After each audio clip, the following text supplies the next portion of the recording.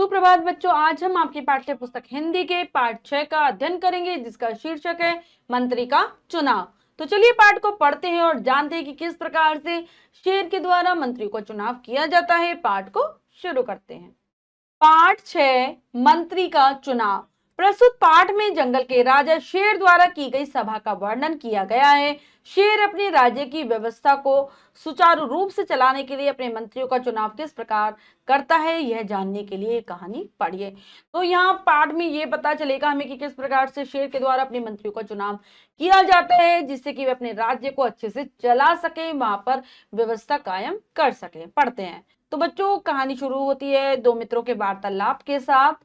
अमन, नमन, तुम कल विद्यालय क्यों नहीं आए थे? कहीं गए थे क्या? अमन नमन से पूछता है कि कल तुम विद्यालय नहीं आए, स्कूल नहीं आए, क्या तुम कहीं चले गए थे? तो नमन जवाब देता है, पिताजी मुझे मौसी के घर ले गए थे। क्या कक्षा में कल कोई नया पाठ पढ़ाया गया था कि मुझे पिताजी कहाँ लेकर गए थे? मौसी के घर लेकर गए थे। क्या कुछ नया पढ़ाया था अध्यापक जी ने? अमन, हाँ, कल अध्यापक जी ने शेर द्वारा मंत्री बनाने की एक कहानी सुनाई थी। तो कहते हैं हाँ, कल अध्यापक ने हमें कहानी सुनाई थी कि शेर द्वारा किस प्रकार उसके राज्य में मंत्रियों का चुनाव किया जाता है। तो नमन कहता है, क्या तुम मुझे वह कहानी सुनाओगे? क्या तुम मुझे वह कहानी सुना सकते हो? तो अमन कहता है, हाँ मैं सुनाऊंगा, सुनो। और अब अमन कहानी सुनाना शुरू करता है। एक शेर था, वह जंगल का राजा था। एक दिन उसने सभी जानवरों तथा पक्षियों को अपने पास बुलाया। तो कहानी शुरू होती है एक जंगल से। जंगल का राजा है शेर। एक दिन में जंगल में रहने वाले सभी जानवरों और पक्षियों को अपने पास बुलाता है। हाथी, चीता, लोमड़ी, हिरन, जैबरा, बाज, बत्तख तथा मेंढक आदि जानवर उसके पास आए। तो जंगल में रहने वाले सभी जानवर जैसे हाथी, चीता, लोमड़ी, जैबरा, बाज, बत्तख, मेंढक सब शेर के पास आ जाते हैं उसके बुलावे पर। शेर एक चट्टान पर बैठ गया। सभी जानवर उसके निकट आ गए। शेर ने कहा, मैं तुम्हारा राजा हूं, मैं अपना एक मंत्री बनाना चाहता हूं। जब सारे जानवर शेर के पास आ जाते हैं, शेर एक बड़े पत्थर की चट्टान पर बैठ जाता है। कहता है, मैं तुम्हारा राजा हूं, मैं अपना एक मंत्री बनाना चाहता हूं तुम सभी में से। तुम में से कौन मेरा मंत्री बनना पसंद करेगा? पूछता है जानवरों से कि तुम में ऐसा कौन है जो मेरा मंत्री बनना चाहता है? किसको पसंद आएगा मेरा मंत्री बनना? सभी जानवर शेर की ओर देखने लगे। तभी हाथी बोला, मैं बड़ा तथा शक्तिशाली हूं। शेर की बात सुनकर सारे जानवर शेर की तरफ देखने लगते हैं। तो सबसे पहले हाथी बोलता है, मैं बड़ा भी हूं और शक्तिशाली भी हूं, मुझ में बहुत ताकत है। मैं ऊंचे ऊंचे पेड़ों से आपके लिए पत्तियां तथा फल ला सकता हूं, मैं आपका मंत्री बनूंगा। और क्या कहता है, मेरे में ताकत है, बड़ा हूं, मैं बड़े बड़े पेड़ों से फल तोड़ सकता हूं, पत्तियां आपके लिए ला सकता हूं, मैं आपका मंत्री बनना चाहता हूं। शेर ने कहा, बहुत अच्छा, कोई और मंत्री बनना चाहता है क्या? तो शेर को अच्छी लगती है हाथी की बातें। वो कहता है, ठीक है, कोई और भी मेरा मंत्री बनना चाहता है। चीते ने कहा, मैं हाथी से अधिक शक्तिशाली हूं, मैं जानवरों को मारकर आपके लिए भोजन ला सकता हूं। अब चीता बोलने लगता है कि मैं तो हाथी से भी ज्यादा मुझ में ताकत है, मैं तो जानवरों को मार भी सकता हूं और आपके भोजन के लिए ला सकता हूं, आपका खाने का प्रबंध कर सकता हूं। बाज बोला, वनराज मुझे देखिए, मेरे पंख बहुत मजबूत है, मैं आसमान में उड़कर आपके पूरे राज्य की देखभाल कर सकता हूँ। तो जैसे ही चीता चुप होता है, बाज कहने लगता है, बाज जो कि बहुत बड़ा पक्षी होता है, कि मुझे देखो वन के राजा, मुझे देखो शेर, मेरे पंख बहुत मजबूत है, बहुत शक्तिशाली है और मैं आसमान में उड़ सकता हूँ, आपके पूरे राज्य की उड़ उड़कर देखभाल कर सकता हूँ।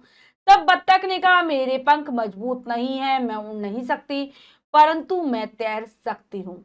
आपके राज्य में कई नदियां तथा तालाब हैं, मैं उनसे आपके लिए मछलियां ला सकती हूँ। अब बत्तख अपनी योग्यता बताने लगी। बत्तख भी कहने लगी, भाई मुझे भी मंत्री बनना है, मेरे पंख इतने मजबूत तो नहीं है जितने बाज के होते हैं, मैं उड़ भी नहीं सकती, लेकिन हाँ मैं तैर सकती हूँ पानी के अंदर। आपके राज्य में बहुत सारी नदियां भी है, तालाब भी हैं, मैं वहां से क्या ला सकती हूँ, आपके लिए पकड़ पकड़ कर मछलियां ला सकती हूँ।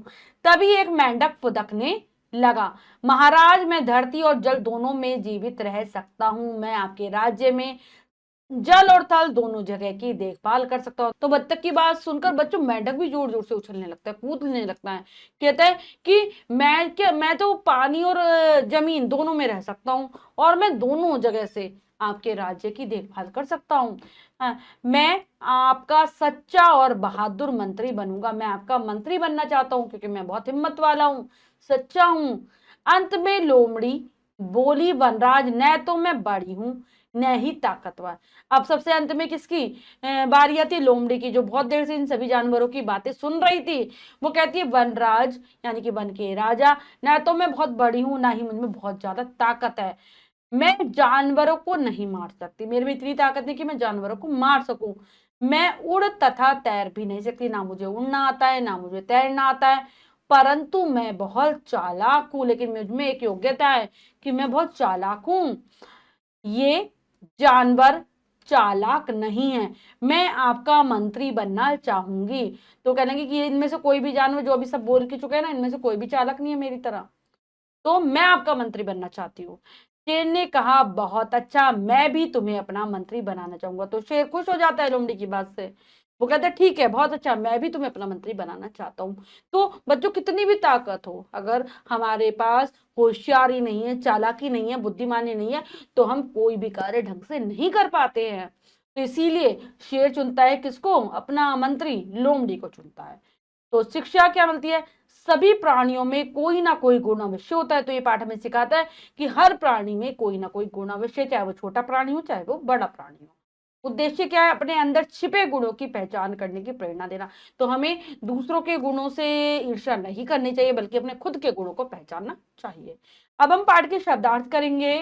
मंत्री राजा को सलाह देने वाले दरबारी गण, जंगल, वन, चट्टान, पत्थर की विशाल शिला या टुकड़ा, शक्तिशाली ताकतवर, वनराज वन का राजा अर्थात शेर, महाराज महान राजा, देखभाल करना निगरानी रखना, चालाक बुद्धिमान। तो ये है पाठ के शब्दार्थ, इन्हें आप अच्छे से याद कर लेंगे। अभ्यास कार्य कर लेते हैं। क्या सीखा में से पहला प्रश्न लिखित अभिव्यक्ति में से है, सही विकल्प पर सही लगाइए। प्रश्न में 3 विकल्प है, 2 गलत 1 सही, हमें सही विकल्प को चुनना है, सही का निशान लगा देना है। करते हैं। जंगल का राजा था शेर, चीता, मेंढक। तो कौन था जंगल का राजा? शेर। मंत्री की जरूरत किसे थी? बत्तख को, शेर को, हाथी को? तो शेर को थी। जंगल के राजा को क्या कहते हैं? रामराज, ग्रामराज, वनराज? तो वनराज। बड़ा और शक्तिशाली होता है हाथी, मछली, मेंढक? तो हाथी होता है। धरती और पानी में जीवित कौन रह सकता है? बाघ, मेंढक, मछली? तो मेंढक। नेक्स्ट, नीचे दिए गए शब्दों से रिक्त स्थानों की पूर्ति कीजिए। तो चलिए करते हैं। चीता बहुत शक्तिशाली था।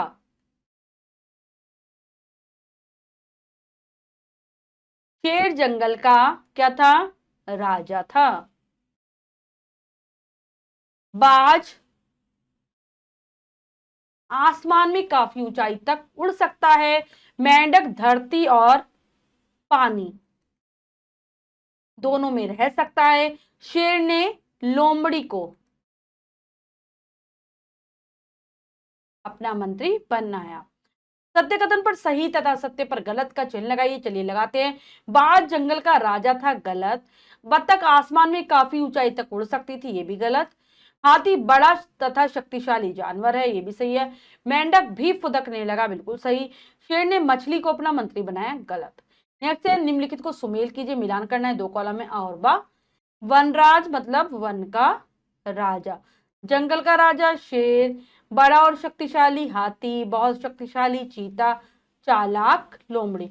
तो हमने पाठ को अच्छे से समझकर पढ़ा और अभ्यास कार्य किया। इसके अतिरिक्त जो भी कार्य है वो आप स्वयं करेंगे सुंदर अक्षरों में अपनी अभ्यास पुस्तिका में। बच्चों, आज हमने पाठ के माध्यम से जाना कि किस प्रकार से शेर अपने मंत्री का चुनाव करता है। आशा करती हूँ यह पाठ आप बहुत अच्छे से समझ गए होंगे। पाठ को फिर से जरूर पढ़ेंगे, शब्दार्थों को याद कर लेंगे। मिलते हैं अगली कक्षा में नए पाठ के साथ। तब तक स्वस्थ रहिए, प्रसन्न रहिए। धन्यवाद।